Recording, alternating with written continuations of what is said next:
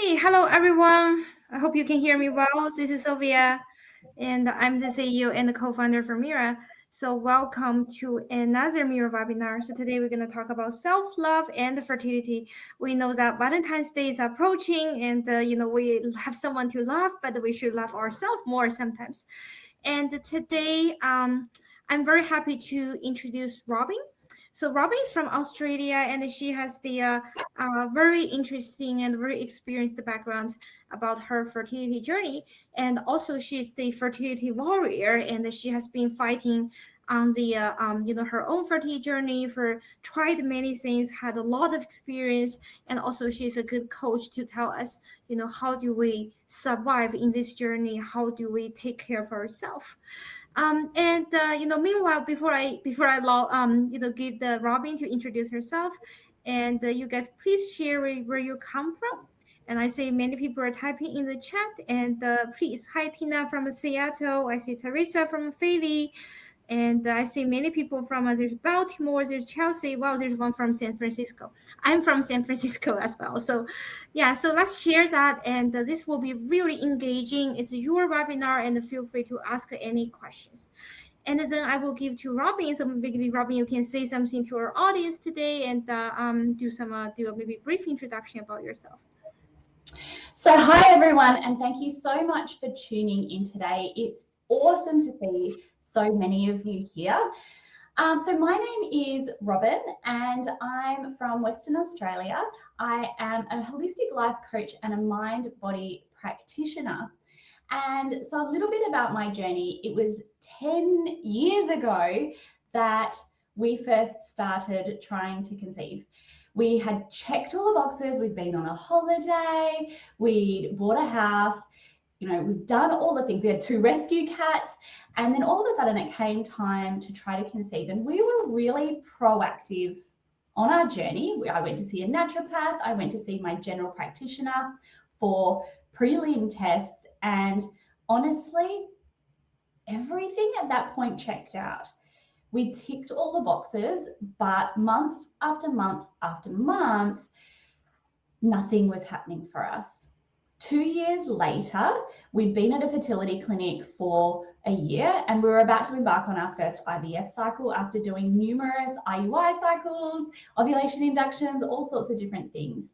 And I had my first IVF cycle. I had a moderate case of hyperstimulation. So I don't know if anyone here has had an IVF cycle, but after that, I fell pregnant. I then discovered a few weeks later that the pregnancy wasn't viable. And that was the moment that I hit rock bottom. That was the moment that I discovered that the way that I had been coping this whole time was not sustainable. And hands up here, let us know in the chat box how long you might be, like, are you trying to conceive right now? How long have you been trying to conceive? Is anyone here, going through IVF, and can anyone relate? And I used to have the feelings like, if I can just power through for a little bit longer and get pregnant, then it doesn't matter, all my anxiety will go away. I used to think like, I just need to be strong. I need to, cover up my feelings. I need to power through.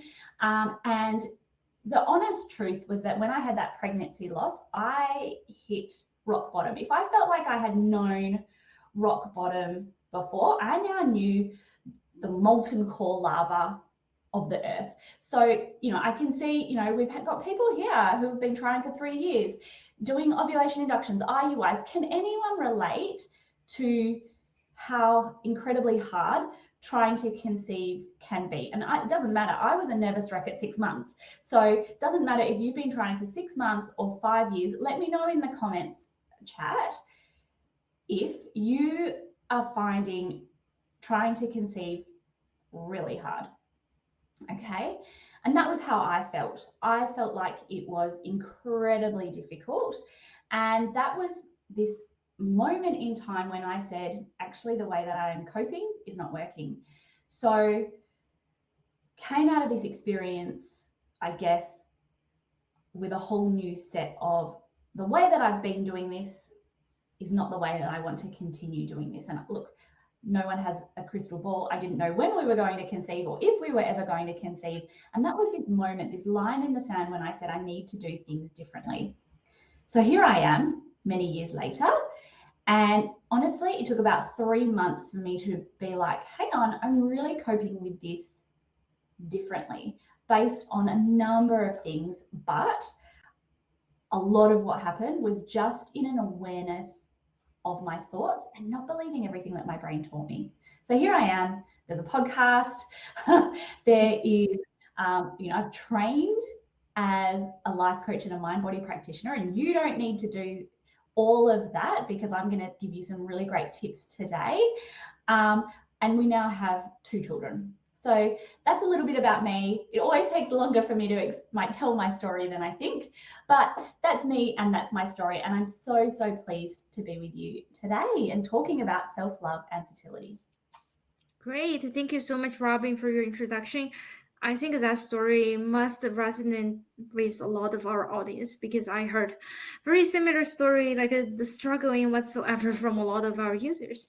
So before we go into Robyn's story, I just like to have a brief introduction about Mira. So as some of you might be already the Mira user, so Mira is the first comprehensive women's health tracker.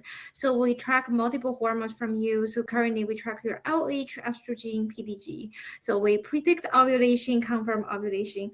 We know that the timing for the for getting pregnant is very sensitive, especially if we're older or if we have a little bit trouble. We have been conceiving for a while, trying to conceive for a while, and with Mira we measure all your hormones numerically. So you got very similar results as what you got from the blood drawing from the lab, but you don't have to go to the lab every day, and also you can get your results on time very quickly continuously. So many of our users have found it's very helpful to testing this way, so you can find your hormone pattern, you can find your cycle pattern, and this is especially helpful for people who have unexplained infertility, so because they need to discover their pattern a little bit more and they have some control over that. And there's a little bit disclaimer that everything we talk today is not to replace your medical advice. If you have any problem and you want a diagnosis, please seek for your doctor's advice on that. And as we mentioned earlier, so everyone, please feel free to be interactive. For any questions, comments, feel free to type in the chat, and I will be collecting questions while Robyn is talking, and my team will be doing the same thing. And then Robyn also will be very interactive, so she will see your question, may address you immediately. So please feel free to do that. And also another exciting news is that at the end of this talk, there's going to be a discount code for all Mira products. Okay, so this is only for people who are going to stay until the end of the talk. So I hope you can enjoy that. And the last part is that we want to do a survey because we want to know the how we can help you better, right? We wanted those questions, today's discussion, to be really addressing your questions. So please help us to let us know you better. Okay, so you should see some questions on the on your screen right now. So there should be 3 groups of questions, and I really appreciate if you can help to answer them. I will give 30 seconds for this. Love seeing all the answers coming through. Thank you everyone for completing this.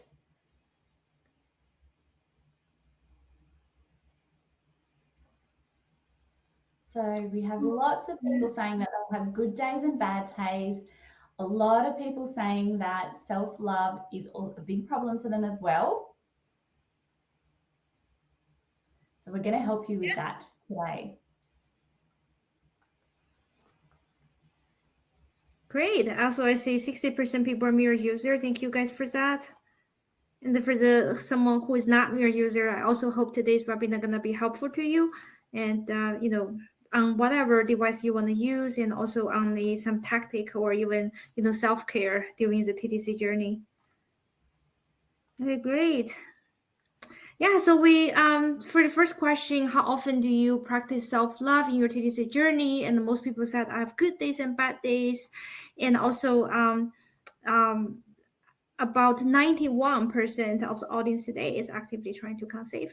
Great. Thank you guys so much for that answer.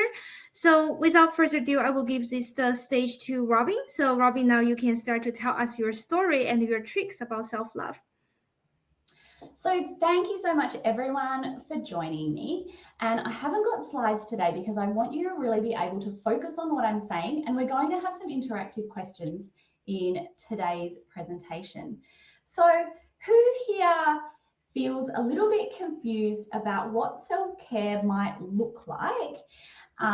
Because we all know, like everybody's seen, if you've been on Instagram, everyone's seen that it goes beyond, you know, I'm sending myself for a spa date or I'm buying myself flowers. But who is anyone here a bit like, well, if that's not self-love, like if it's not bubble baths, then what might self-love look like, right? So that's what we're going to talk about today. And self-love can be something much bigger, and it can form a really great foundation for how to cope emotionally with life in general, but also hard times that you might experience in your life, such as trying to conceive and trying to conceive for an extended period of time. Okay, so let me tell you a couple of stories. So the first story is a story about heaven and hell. So think back to, you know, like the olden days in Japan where we had like samurai warriors, Zen masters, and there was this big, bulky samurai warrior. And he was like, I have to be the best in the land. And he walked up to the temple, he walked up all of the stairs, and he went to see the Zen master. And he bowed down and he said to the Zen master, Master, I want you to teach me the difference between heaven and hell. And the Zen master, who was meditating at the time, looked up at him and said, why would I tell you, a slimy, dumb dog of a samurai, anything about what heaven and hell sounds like? Why would I tell you? You are useless. You are nothing. And all of a sudden, you could see this rage start to build in the samurai. His face, his energy, his muscles all tensed as he became infuriated by the Zen master's sort of disdain for him. He started to unsheath his sword, ready to just chop off the Zen master's head. And the Zen master calmly said, that is hell. All of a sudden, you see this samurai just melt. All of a sudden, it starts to click that, you know, he brought in assumptions. He let himself, you know, all of a sudden get so angry by these comments. He crumbled to the floor in humility and bowed and said, wow, I'm so sorry. And the Zen master said, that is heaven. And so when we're trying to conceive, we can have all of these big events and experiences that are happening to us. But by and large, who here thinks that when we have a physical injury, we would make it worse, right? But so often when we have an emotional injury or we're going through a really hard time, so much of what can help us either be existing in hell or existing in heaven comes down to the way that we're perceiving the world, right? Our thoughts create our experiences, which then create the feelings and the way that we're perceiving the world around us, right? So then let's tell you another story. I'm going to tell you about the very first blind date that I ever went on, okay? So I was really nervous and got to the restaurant, saw the guy that I was about to see. We sat down, and just before we were about to order our meal, all he said to me was, I can't do this, and then walked out. So that was really hard. But then I called my best friend, right, Chantel, and I said to her, you're not, I don't know what to do. Like, I'm sitting at this restaurant and this guy has just all of a sudden walked out on me. And I just don't know what to do from here. And she said to me, oh gosh, Robyn, well, please tell me that you didn't use that photo from 10 years ago that you always use when you were like a bit slimmer than you were now. And I'm wondering whether, could it be that you were just chatting too much? Like, every now and then you chat a lot, and maybe you had a lot of baggage. Maybe he got there, he saw you, and maybe you were just saying all of the wrong things. And, you know, maybe you've just janked it. Maybe you've just completely stuffed this up, and, you know, you've shown him all of the worst sides of you. Maybe you were like too fat, too talkative, said the wrong things. Who knows? Maybe you were just wearing the wrong outfit. And that crushed me. And who here feels like, what's everyone thinking about Chantel, my friend, and this experience in this moment?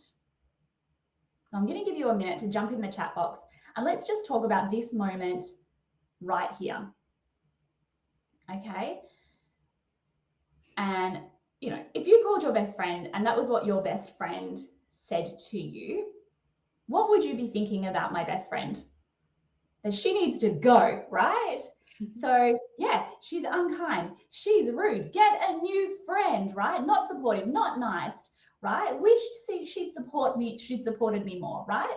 So now let's have a look at what a best friend would normally say. If you had a best friend, they might say something like, I'm so sorry that happened to you. That was a really rubbish thing to happen. Do you know what? Well done. You got out there. You tried to make it work. I'm really so sorry about that experience. What's going to make you feel better? And here's the thing that I want to say. It's all made up. Never ever been on a blind date. I married my high school sweetheart. But who here tells themselves things like that about themselves?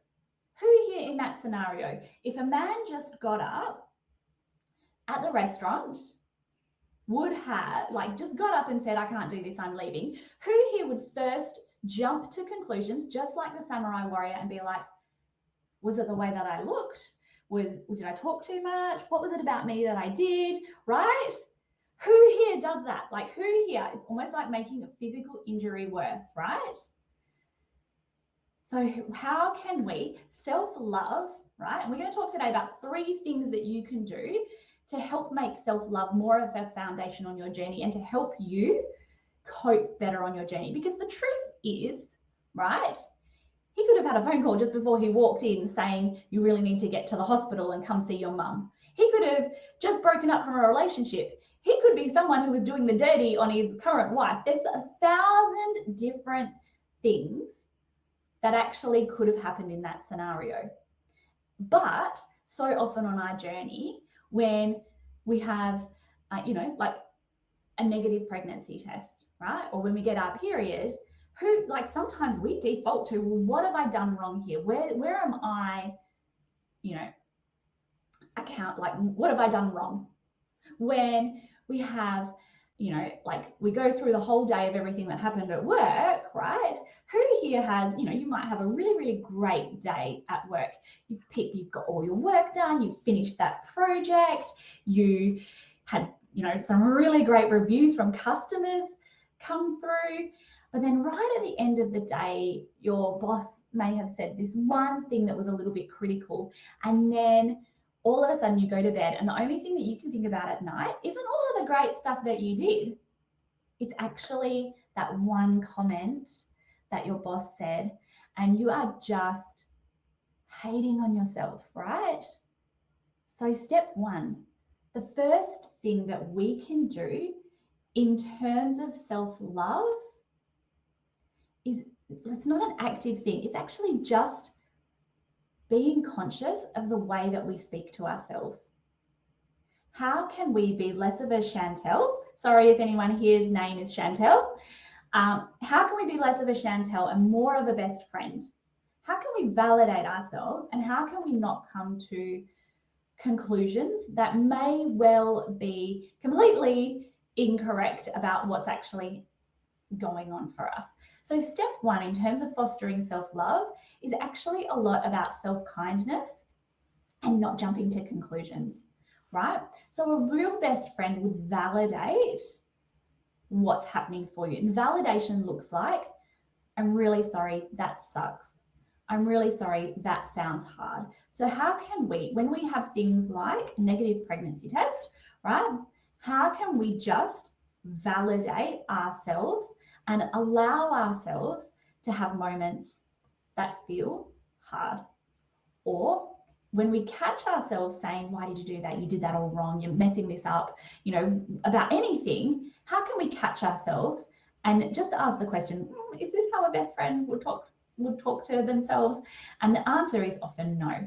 So the first thing in terms of self-love and in terms of helping you feel better whilst you're actively trying to conceive is catching the way that you speak to yourself, right? So the second way that we can really foster more emotional wellness is mindfulness. So who here knows what mindfulness is? Like, what does mindfulness mean to you? Does it mean, well, tell me in the comments. I'm going to give you a minute and let's see what mindfulness means to everyone here. Being in the moment. So thank you, Sarah, for that. Yeah.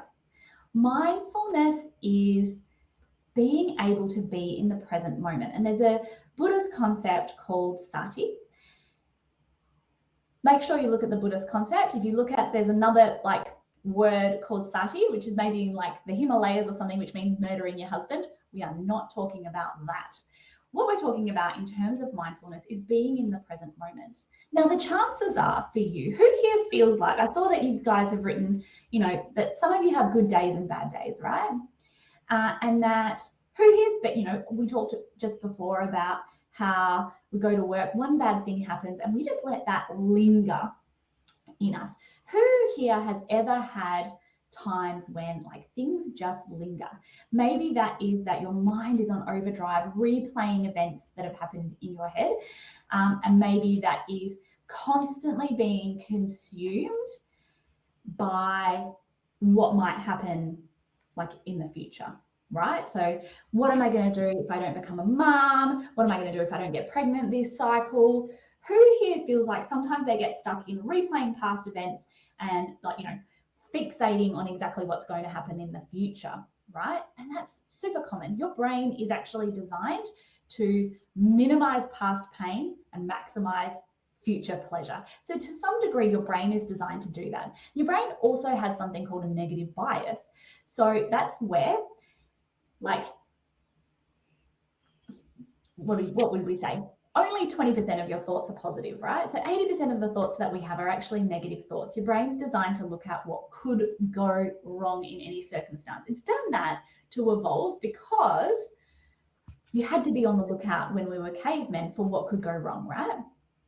Because if there was a mountain lion there, even if just the tiniest chance of a mountain lion was there, you needed to flip that switch and run, right? So your brain's always on the lookout. Where are the threats? In today's society, it's not often like life or death, right? But our brains is still trained to do that. So 80% of the thoughts that we have are negative, right? Jump in the chat box. What percentage of thoughts do we have that are actually the same thoughts we had yesterday? Give me a percentage. Throw out whatever percentage you want to throw out. So we've got 80% of the thoughts that we have are negative. What percentage do you think of thoughts are negative, are the same thoughts that we had yesterday? I am loving these guesses because so many of you are pretty right. 95% of the thoughts that we have are the exact same thoughts we had yesterday, right? So how do we start shifting that negative bias that our brain has, right? And that's what mindfulness can do. So the phrase Sati to me kind of means an acceptance of the present without judgment. Okay, and when we can be in the present moment, right? So some people will use things like guided meditations to do that. Some people will just tune into like the softest sound that they can hear, what can they see, and focus on one thing. But a really great way to do that is with gratitude. And gratitude is one of the very first things that I did that really helped me to feel better on my journey. And it's really, really quick. They've done studies on gratitude, and they've shown that, Vietnam vets, 9/11 survivors consistently show lower rates of PTSD when they can acknowledge their blessings at the same time as, recognizing that they're going through hard things. And the great thing about gratitude is it's almost like you do it for about 2 weeks and you almost start to get this laser focus, not on what's going wrong, but what's going right for you. And what you do when you practice gratitude, so Francis, I love it. You write in your gratitude journal every day, perfect. And Sati is S-A-T-I. So what happens is when you first do this, that's fine. After you do it for 2 weeks, right? And you don't look for, I'm grateful for my husband, I'm grateful for my dog, I'm grateful for my house. Don't do the same things every single night. Don't do the big things in life. Look for the little things. So I'm grateful that I saw a butterfly when I opened the front door. I'm grateful that my coffee was hot this morning. All of these tiny things. What's going to happen is we're starting to override that system in our brain that is constantly looking for what's going wrong. And we start to shift that and have our brain start thinking about what's going right. We start training our brain to do that. And then all of a sudden, you will also get to the end of the day and your brain will be like, well, what's going right? And this is how we can also start to shift the way we feel about ourselves. Who here looks in the mirror and the first thing they do is pick out a flaw? Who here looks in the mirror and then goes, you didn't nail that outfit today, or I hate your nose, or whatever, right? Does anyone here look in the mirror and it's almost like you just see the flaws, right? They just come to the surface, right? What if when you looked in the mirror, you picked one thing, right? Before you looked in the mirror, you picked one thing that you were grateful for. It could be anything. And the first thing you said to yourself was, actually, I'm really grateful that my heart's beating. Grateful I got out of bed today. Grateful that I've got good hair, right? Or thank you for my, arms. Thank you for my legs, all of that kind of stuff. What if we could shift that?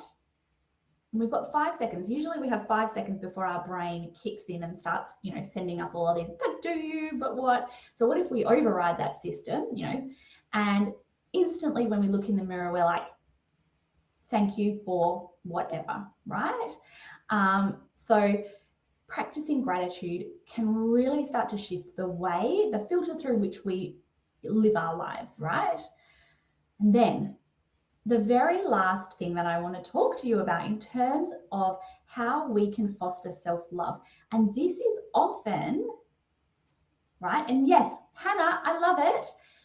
I would love for you all to choose one thing right now that you can make your default when you look in the mirror. What's one thing you're grateful to your body for, right? Jump in the comments and let us know. Let's start, acknowledging some of the good things about our body. So yes, jump in. Yes, Hannah is grateful for her body's strength. Patty looks young for her age. Crystal has a great smile. Keep jumping them in the comments. But what we're going to talk about now is sometimes what true self-care and self-love looks like. And it's not the bubble baths, right? We have in our lives things that drain our energy and things that give us energy. So sometimes when we are going through really hard times and trying to conceive, when we've got head down, bum up, trying to achieve a goal, what kind of happens is we start to shrink our lives just a little bit. Oh, the pregnancy announcements are really hard. And all my kids do is, all my friends do is talk about their kids. So I'm going to stop going out as much. I'm trying to save money. So actually, what I'm going to do is shrink my life a little bit, and all of these cool things that I was doing before, I'm trying to save money, so I'm just going to shrink that a little bit, right? So we inevitably shrink our lives, and that's sometimes really important because that's going to protect us, all right? But when we are going through hard times in life, what happens is the energy, the things that drain our energy, they increase and increase and increase, right? And a really good example of something that drains your energy is social media. Social media is so much smarter than we think it is. It has this, and especially with these videos and reels and TikTok at the moment, it's actually a concept called random rewards. It's kind of like pulling a slot machine, right? Most of the time, when you flick through these videos, you're not going to get anything good. But 1 in 5 of these, it's like emails, 1 in 5 is going to be interesting, right? You pull the slot machine, you scroll to the next reel, and 1 in 5, you're actually going to get something interesting and good. Keeps you in the cycle, gives you a tiny little dopamine when you get a good hit. But the problem is, you actually never feel really satisfied with it, right? It's actually not giving you energy. It's leaving you feeling really exhausted. And so there's so many things that can leave us feeling really exhausted. People who don't respect our boundaries, or people who just continually leave us feeling worse than when we started. People who, when we have guilt, and we, again, coming back to self-talk, when we are constantly bombarding ourselves with all of these things that we're doing wrong and all of this guilt. Like, hands up if hating yourself and feeling guilty has ever resulted in you taking affirmative, positive action, right? So often it actually just leaves us feeling worse and more drained. So sometimes things like creating boundaries between friends and family, sometimes giving ourselves boundaries, sometimes keeping promises to ourselves about things that we would do can look like self-love.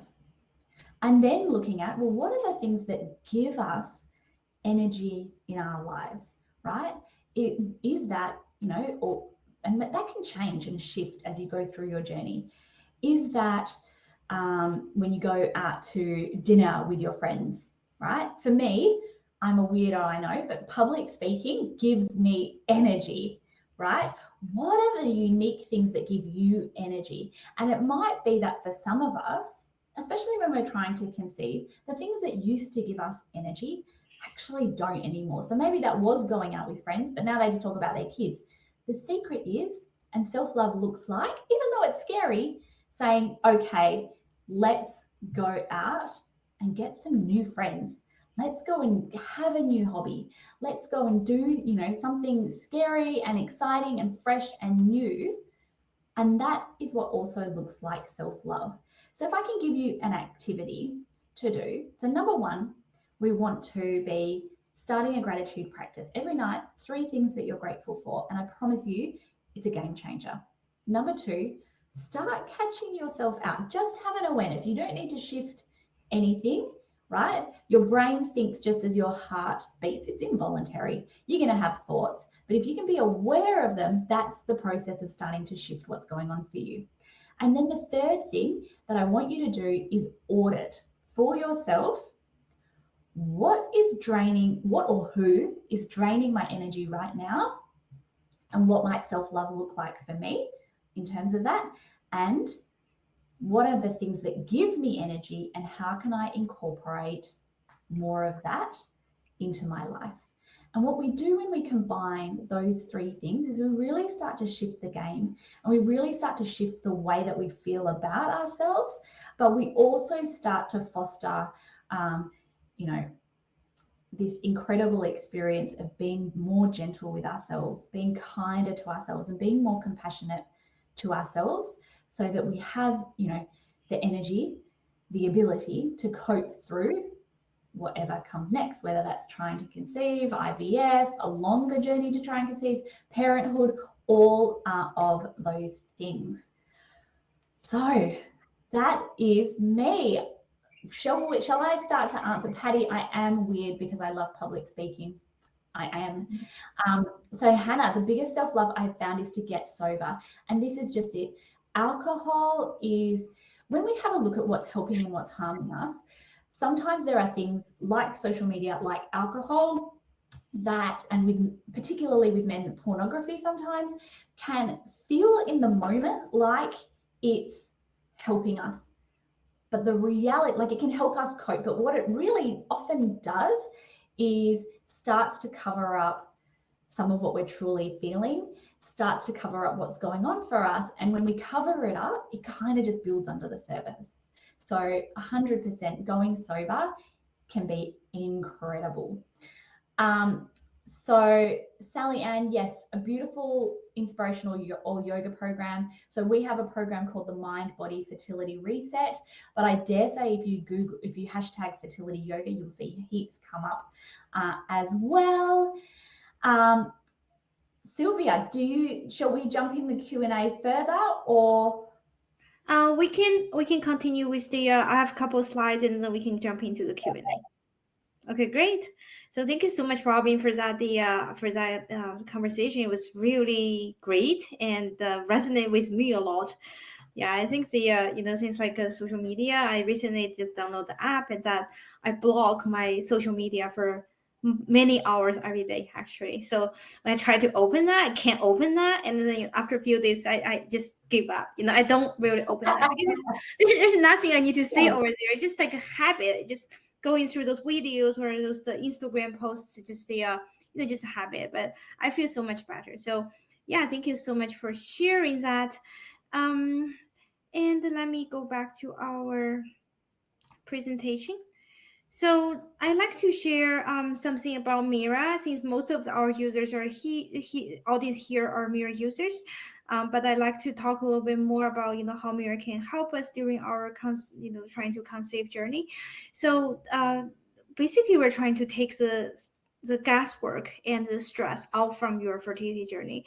So as we mentioned earlier, Mira tests the estrogen, LH, and PDG, and we provide you the numerical value for each test. So it's just like a lab testing. You're not gonna go there to guess. It's a positive, negative, one line versus two line. You have a number, and then you have a curve. So you have a pattern, right? So it's very easy to say how your hormones changing when you're fertile or not. And we test most of this your fertility hormones. So we capture your entire fertile window, which is about 6 days for some people. Some people it's a little bit shorter, 4 days, depends on your mucus quality and the sperm quality. And we know that the Ivf cycle is different for every woman. So your cycle analysis is being done by a smart algorithm. So it's very personalized. And we have users who have irregular cycle and the PCOS. They found this very helpful because PCOS doesn't have a very regular hormone surge or hormone level, and you really want to see your hormone pattern and the number in order to see what's going on. So it's the here's just the curve for most of the hormones that's changing during your cycle. So as you can see, your LH hormone is a solid blue line, and right before your ovulation, your hormone will go up, and the Mira tests this hormone to tell you when your ovulation will happen. And this green dot line is the estrogen hormone. So that usually rises few days before your ovulation. So this will give you your entire fertile window. And your progesterone hormone will rise after your ovulation is down. So if you didn't ovulate this cycle, you would not see the progesterone rise. So this one is the hindsight thing, but it confirms ovulation has happened. If you have PCOS, you probably want to test about this, because your body may have multiple attempts every month to try to ovulate, but we don't know if they actually ovulate or not. But this is a very good hormone for that. And the last curve on the chart is a basal body temperature. So basal body temperature usually rises after ovulation has happened. It's good to confirm ovulation, but if you want to capture the entire fertile window, you might need some other tools to assist that. And then with Mira, we are a clinically approved device. So we have done many user study, we have done clinical trial, and this is just two charts for Mira compare with lab testing. Okay, so one is about estrogen, another one is about the LH. So these hormones has been approved to be quite equivalent in terms of testing results versus the with the lab testing. And the mirror has been on the market for a while, and we have already helped more than 30,000 of customers to get pregnant. And you can see there's the link on the page, and here's a success story. And many of you may find the story to be encouraging because we have all kinds of different stories. Some people got pregnant with Mira right before they decided to go IVF, so that saved a lot of trouble, saved a lot of dollars. And then some people got pregnant with Mira after they tried for 4 or 5 years, eventually found their ovulation, their own pattern, usually a few days earlier or a few days later or whatsoever. So there's many very interesting stories, and I hope they are encouraging and helpful to you and also support our emotional health. And we have a Facebook community. There's already almost like 7,000 people in here, and you can go in there. Everyone can join. You don't have to be a mere user to join that. And you will see people with similar story encouraging each other. And there are also many people sharing results, trying to compare to understand better about their body as well. Okay, great. So that's all I want to say about Mira. And now I think it's a time for Q&A. And you guys, please, if you have any question about the Mira or about the self-love, about anything of fertility, feel free to type into the chat window. And we have our team is marking your comments if that's a question. So right now I will go down the list. So Jordan was asking, how will the PDG1 result max value be raised? Or when will this be raised? Yeah, so we're working on this one. So basically, we're saying that our current PDG1 has the maximum value is a little bit lower than some of the people's actual maximum value, and we're working on this one. So hopefully that will be like a few months, and this can be resolved. And the Sarah was asking about how do you set boundary with a person draining you when it's your SIL. So I think that's a question for Robyn. So boundaries are a really important skill that we never got taught. And so what setting a boundary looks like is scary, but how can we be direct and let someone know how we're feeling? So that might be, I'll give you a prime example. My dad always used to come and say to me, when are you having children? What are you doing about that? You know that if you can't conceive, you need to adopt. And so what setting a boundary looks like would be starting with like an I feel statement. So when you say to me that I need to have children or that I need to adopt, it makes me feel whatever it is, like a failure, or it makes me feel uncomfortable, or it makes me, as like as much as I want to provide that for you, it makes me feel really pressured. So are we able to, can we please not discuss that? So start with, this is how it makes me feel, or this is why for me, and we keep it about ourselves, not about them. But the thing to understand with boundaries, right, is that you set a boundary, often there will be pushback or someone breaks that boundary, right? So it's really important for us to understand as well that we can set a boundary, right? And we need to be assertive with that, but that expecting that they may push back, they may not be happy about that boundary. They don't have to be happy about that boundary, right?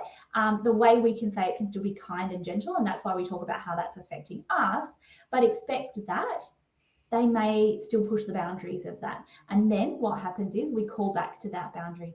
I'm really sorry, again, when we talked about this is how that makes me feel. And then what it looks like is almost like enforcing is a big word, but saying to yourself and having the self-kindness for yourself to say, this is actually really important to me, right?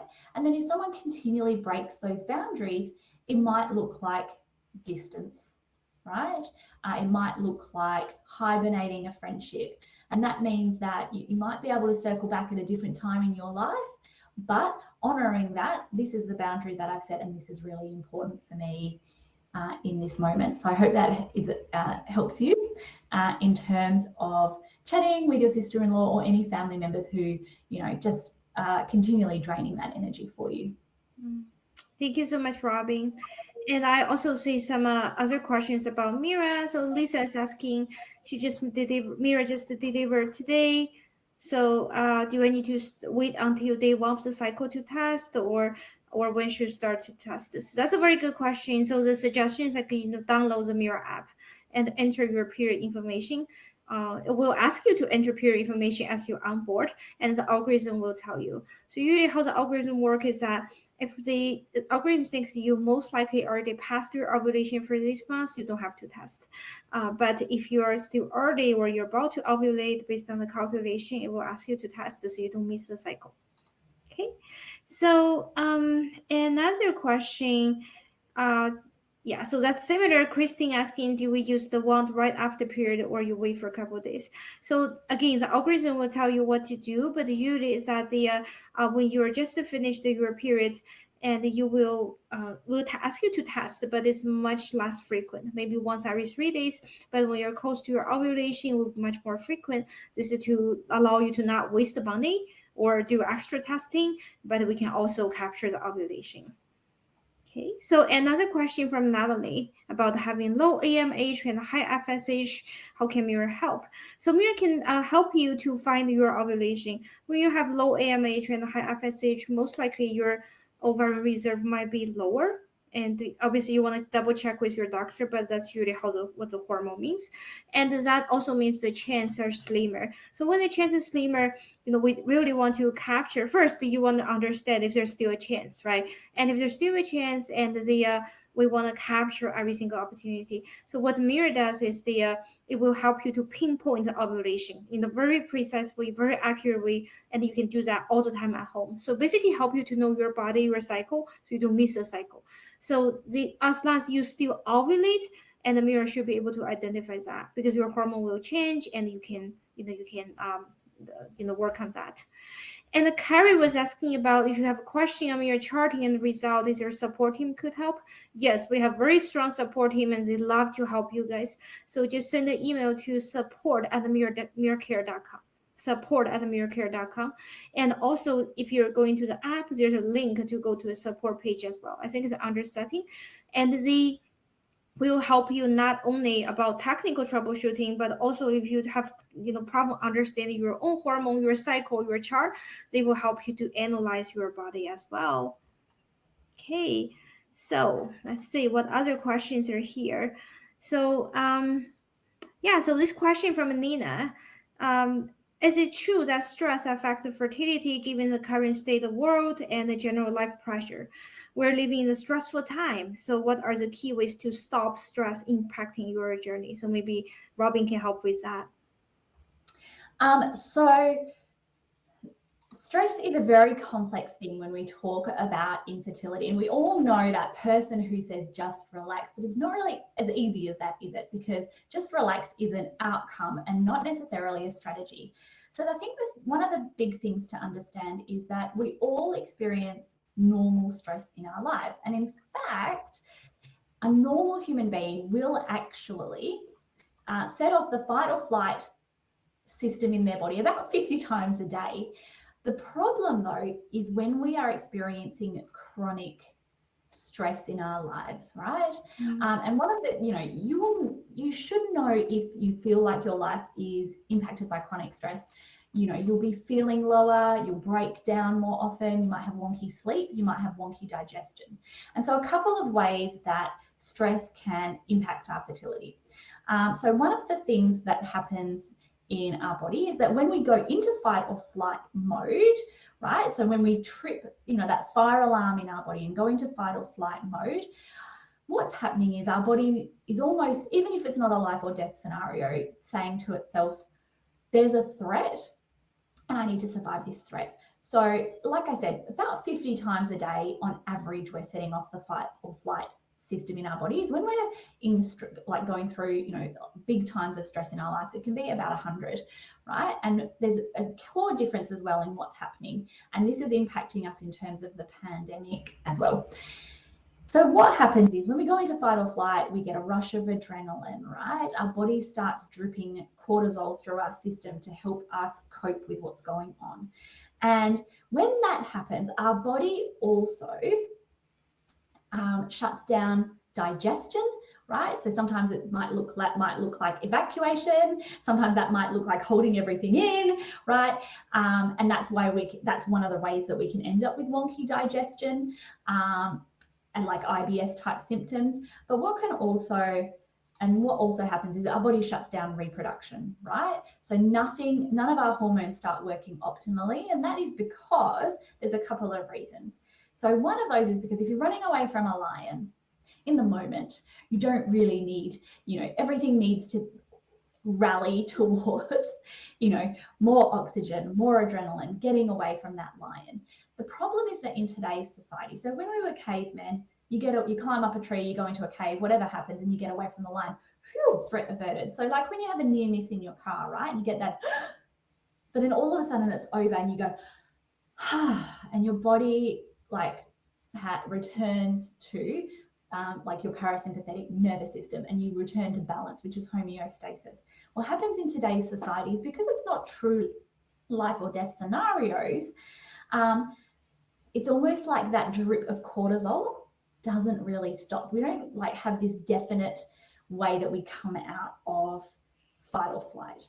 So that's one of the things that happens.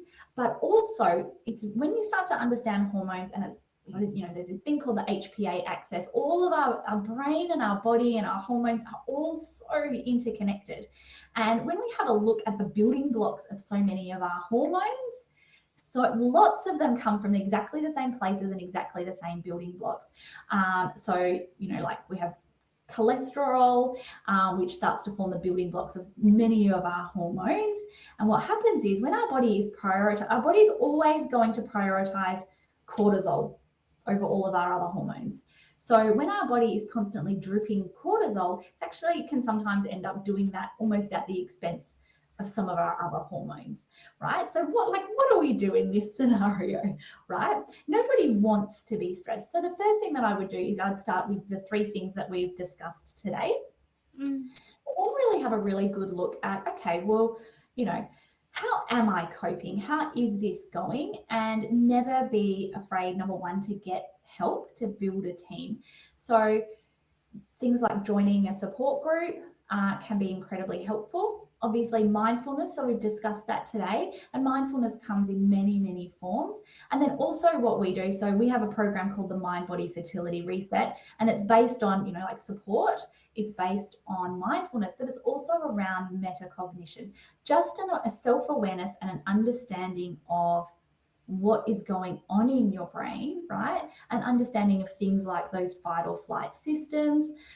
So looking at all of those things and looking at, well, what is in my, self-love, self-care toolkit, and do I need to take the next step in terms of doing something different to what I was doing before?